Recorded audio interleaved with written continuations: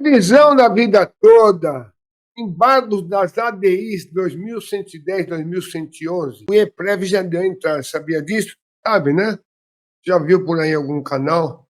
Pois bem, pessoal, eu acabei de falar com o doutor João Badari.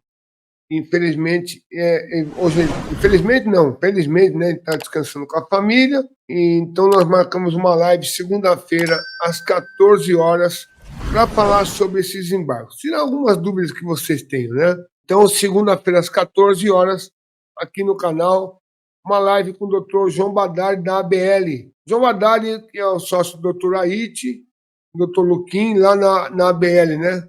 Que são contratados do IEPREV, que deram entrada nos embargos de declaração pelo IEPREV, junto ao ministro Cássio Nunes Marques, que é o relator das ADIs, tá certo?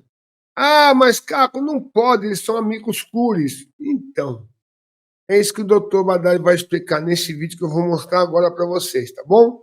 Prestem bastante atenção. Quem quiser assistir inteiro, vá lá no canal da ABL, que tem esse vídeo lá chamado Embargos de Declaração da RVT, que é o doutor João Badari que fez uma live, não é vídeo, é uma live, tá lá no ao vivo, no canal deles, tá? E eu conversei com ele agora, falei, doutor, vou pegar esse vídeo, colocar alguns pedaços para esclarecer as dúvidas do pessoal sobre os embargos de declaração que foi dada entrada pelo IEPREV. Ele falou, pode usar, Caco. Segunda-feira a gente faz a live e eu explico melhor. Então, segunda-feira vai ter a live com o doutor Badari aqui, às 14 horas. Eu espero vocês, tá bom? Então assistam o vídeo aí, eu já volto com vocês. Hoje nós fizemos o protocolo dos embargos de declaração que tratam da revisão da vida toda. O que eles buscam? Eles buscam a modulação de efeitos na revisão da vida toda. É mais ou menos assim.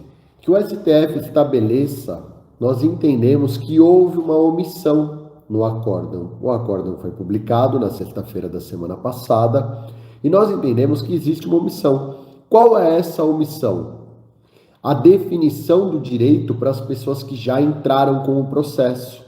Para quem já tinha feito o seu pedido de revisão da vida toda, seja ele judicial ou administrativo, mas que já havia feito o pedido. Por quê? Porque desde 2013, há mais de 10 anos, o Supremo ele tem uma jurisprudência. Tema 334, relatoria da ministra Ellen Grace, a ação do melhor benefício, que fala mais ou menos assim: o segurado ele pode optar pela regra menos desvantajosa. Ele pode optar por uma regra mais vantajosa. No caso da RVT, que você escolha a regra permanente, ser tratado igual todo mundo, quando a regra de transição, que era para te beneficiar, ela foi mais desfavorável. Desde 2013, o Supremo entende dessa forma. Porém, em 21 de março de 2024, ele mudou a sua jurisprudência. A partir daqui, não caberia mais o direito. Mas essas pessoas que estão compreendidas no período que ele tinha uma jurisprudência favorável, que ele falava assim, aposentado, você pode optar pelo melhor benefício, é seu direito. Tanto que isso, além de tema do Supremo, fazia parte da instrução normativa do INSS, que é o manual de instruções do servidor. O próprio servidor tinha essa obrigação. Enunciado número 5 do Conselho de Recursos, do INSS. Então, tudo isso fortalece esse direito. E o Supremo, além disso, tinha decisão em repercussão geral em seu plenário por maioria favorável aos aposentados. Então, que seja mantido esse direito. É isso que nós pedimos nos embargos de declaração. Vou trazer alguns pontos aqui para vocês. Eu vou trazer daqui a pouco os pedidos que nós fizemos, mas o que nós pedimos? Infelizmente, a revisão da vida toda ela morre com a decisão de 21 de março de 2024. Nosso entendimento morre para os novos pedidos. Para quem já fez, princípio da segurança jurídica. Você estava dentro daquela regra que o Supremo entendia como correta. Então, que sejam mantidos para essas pessoas. Por isso que nos embargos de declaração, nós juntamos um parecer, fizemos até live já, Murilo fez com o Dr. Thomas Conte, que foi um dos responsáveis pela elaboração do parecer, demonstrando o custo da ação, já que o Supremo disse que o problema da revisão da vida toda era o custo que ela trazia, que o governo falava em 480 bi, nós demonstramos por um parecer muito absurdamente bem elaborado, com mais de 100 mil simulações, que ela não custa 480 bi. Ela custa 3,1 bi, é o valor estimado em 10 anos, para os 102.791 processos. Então esse seria o custo da ação para essas pessoas, muito menor. Foi juntado, eu já havia ido para Brasília na semana passada, entreguei em mãos para alguns ministros, entreguei para o Dr. Guilherme Rezende, que é o economista do gabinete da presidência, do ministro Luiz Roberto Barroso, que é o responsável por cálculos. Bom, há uma pergunta que nos fazem. João, mas vocês sempre falaram que o amigo da corte não pode recorrer nas ADIs. Não pode recorrer quando existe o controle de constitucionalidade. Não pode, realmente não pode. Porém, todavia, entretanto, eu vou ler para vocês até uma matéria, eu leio o regimento. Matéria do Conjur. Amicus curiae não pode opor embargos em repercussão geral, diz STF. O plenário do Supremo Federal decidiu nesta quinta-feira, dia 4 de abril de 2024, que os amicus curiae não podem opor embargos de declaração e recurso extraordinário com repercussão geral, como é o caso das ADIs. O tema foi decidido em uma questão de ordem analisada durante o julgamento que discutiu o limite da coisa julgada em matéria tributária. Prevaleceu o posicionamento do ministro Cristiano Zanin. Segundo ele, como em ações de controle concentrado de constitucionalidade, a jurisprudência do Supremo é no sentido de não admitir os embargos do amigo da corte. Porém, aqui que vem o ponto. O magistrado, no entanto, destacou que o regimento interno do Supremo prevê que em decisões irrecorríveis, os relatores podem admitir a manifestação de terceiros em casos de repercussão geral. Assim, o relator pode trazer determinada matéria para sanar dúvidas, caso deseje, mas não fica obrigado a isso. E aqui nós vamos para o artigo 323, parágrafo 3º do Regimento Interno do Supremo Tribunal Federal. Mediante decisão irrecorrível, poderá o relator admitir de ofício ou a requerimento, em prazo que fixar, a manifestação de terceiros, subscrita por procurador habilitado sobre a questão da repercussão geral. É o que nós fizemos. Então, como nós não conseguimos, nós tentamos junto ao PDT, infelizmente a gente não conseguiu. Nós até estamos conversando com outros autores do processo, que talvez embarguem na semana que vem. O Murilo teve uma boa conversa essa semana, a gente está tentando. Nós embargamos e colocamos dentro dos embargos isso, que o relator, que ele leve em mesa a modulação, pela importância que tem esse tema, que nós entendemos que houve uma omissão. Então, vou ler aqui para vocês os pedidos que nós fizemos. Os embargos, eles são um pouquinho extensos. Então, nós trouxemos jurisprudências favoráveis ao nosso pedido, demonstramos com literatura jurídica o entendimento de doutrinadores, o entendimento do próprio Supremo Tribunal Federal sobre essa modulação e a garantia do princípio da segurança jurídica.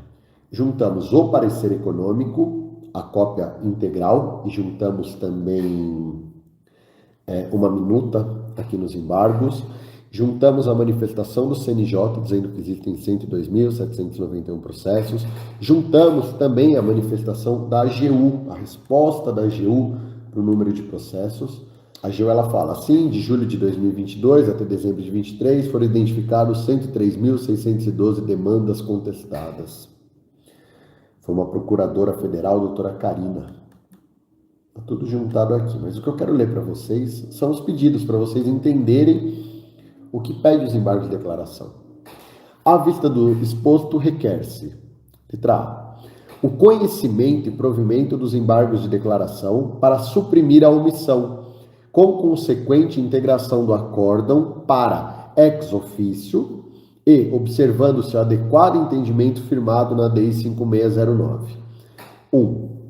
Face ao princípio da isonomia, igualdade e segurança jurídica, que seja observado o procedimento de revisão de tema repetitivo no acórdão embargado, nos termos do artigo 103 do Regimento Interno do Supremo Tribunal Federal, reconhecendo a superação de precedentes e reconhecendo expressamente os devidos efeitos prospectivos após a sua prolação, 21/3/2024. que era o que eu havia conversado há pouco com vocês. Os efeitos para trás. Item 2. Seja aplicado entendimento idêntico ao firmado na ADPF 573 e nas ADIs 3609 e 4876. Nós juntamos jurisprudências do Supremo que entendem o que a gente está pedindo aqui. Reconhecendo-se a força vinculante dos temas de número 334, transitado em julgado, com aplicação vinculante erga omnes, e também o tema 1102, inadmitindo a aplicação retroativa do acórdão embargado, que necessitaria, diga-se de passagem, de quórum qualificado, correspondente a 2/3 do plenário para tal. Porquanto as ações propostas até 21/3/24, data da prolação do acórdão embargado, estavam amparadas sobre o manto vinculante dos precedentes, com força de lei e eficácia erga omnes, vale para todo mundo. 3. Preservação do direito de revisão, respeitando-se a decadência e a prescrição. Decadência, o prazo de 10 anos para entrar com o processo. Prescrição, pagamento de no máximo 5 anos de atrasados. Dos jurisdicionados que ingressaram com ação revisional admitida nos temas 1102 e 334, até a data da publicação do acórdão embargado, proferida nas ações diretas de inconstitucionalidade 2110 e 2111. Uma pergunta que alguns fazem: João, vai embargar também na 2111? Não, é a mesma coisa. As duas ações são as mesmas. Embargou em uma, embargou na outra. Não existe isso. Fixando os efeitos temporais prospectivos, que o que foi julgado nas ADIs seja válido para frente, não para quem entrou atrás. Observando os precedentes, que são as decisões do Supremo citadas na fundamentação. Item B. Intimação do Procurador-Geral da República para emitir parecer quanto aos efeitos prospectivos ou não do acórdão embargado, a fim de preservar a segurança jurídica. Nós pedimos que o Procurador-Geral da República seja intimado e se manifeste. C. Intimação da Defensoria Pública da União para ingressar no feito na figura de custos vulneráveis, considerando os prejuízos causados a um grupo extremamente hipossuficiente, idosos, aposentados e desamparados. D. A notificação do CNJ, Conselho Nacional de Justiça, por meio de seu representante, para apresentar o número de ações do tema 1102, até 21/3/24, filtrando o número exato de demandas em trâmite que se beneficiarão de eventuais efeitos prospectivos a serem atribuídos no acórdão vergastado. E notificação da equipe contábil e econômica do STF, na figura do Dr. Guilherme Mendes Rezende, para apresentar parecer econômico oficial sobre o impacto financeiro da tese afetada no acórdão embargado, corroborando com a preservação do equilíbrio financeiro atuarial. Juntamos, entregamos para ele. Uma das pessoas que elaborou o parecer, doutora Luciana, ele até mesmo a conhece, ele palestrou no INSPER, acredito que a convite dela, porque ele estava presente, então ele sabe da seriedade do parecer que nós juntamos. F. A juntada do parecer econômico, elaborado por conceituados economistas, bem como dos ofícios confeccionados pela AGU e CNJ. Termos em que pede-se provimento. Brasília, 31 de maio de 2024, assinamos eu, Murilo e Gui, e o Dr. José Eduardo Martins Cardoso.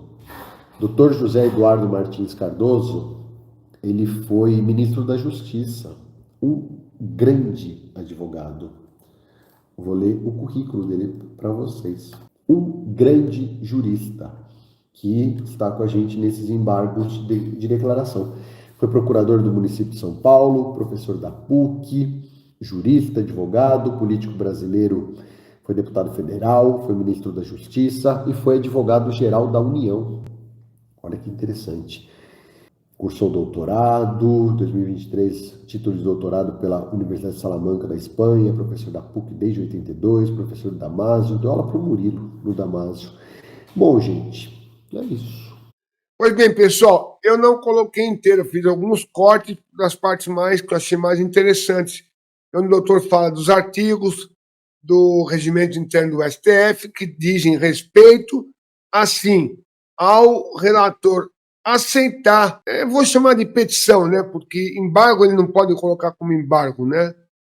O relator pode achar pertinente comentar sobre esse assunto que foi pedido no embargo do amicus curiae, que fala sobre, e os argumentos desse embargo do EPREV são muito fortes, né?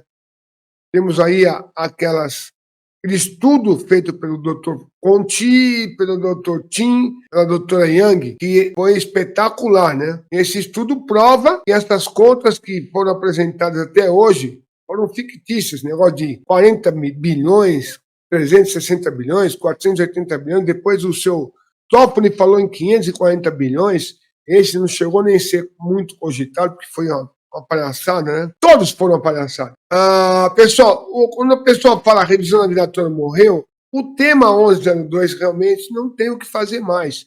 Mas nós temos aí as modulações de efeito nas ADIs, né? Que é o que nós estamos tentando agora, fazer com que se mantenha o direito de quem já estava com a ação em curso ou transitado e julgado de receber o seu dinheiro, que é seu direito. Infelizmente, quem não deu entrada até 21 de março desse ano, não pode mais dar entrada, que foi quando foi parado todo o processo, né? A última vez que teve a votação lá foi quando colocaram essas malditas ADIs aí, que o seu Barroso tirou lá do necrotério para poder arrumar uma desculpa para colocar o Dino e o Zanin para votar na revisão da vida toda, que eles não poderiam votar. Não podem votar, né? Tanto que os embargos vão ter que ser ainda julgados, os embargos do INSS no tema 1102. Tem que ser julgados. Não acabou, não foi arquivado. O Barroso está protelando, mas tem que ser julgado. Eles não vão poder votar nem o Dino e nem o Zanin. Vai valer o voto do Lewandowski, vai valer o voto da Rosa Weber. Não tem jeito. Tá certo? Então, eu espero que vocês tenham gostado do vídeo aí. E segunda-feira, o Dr. Badari estará aqui com a gente para esclarecer melhor qualquer dúvida que vocês tenham. Então, eu convido você já a anotar a sua dúvida para perguntar no chat, que ele vai fazer uma live de 25 minutos no máximo, porque o tempo dele é corrido, vocês sabem disso, né? Então, aproveite o Dr. Badari aí na segunda-feira, às 14 horas, para tirar suas dúvidas. Ok? Fiquem com Deus. Não se esqueça, dia 26/6, no MASP, às 16 horas, espero todos vocês. Tá aqui, ó, 16/6, aqui, ó, lá em frente ao MASP, tá bom, gente? Ó, beijo do Caco, ótimo sábado, excelente final de semana, a gente se vê no próximo vídeo.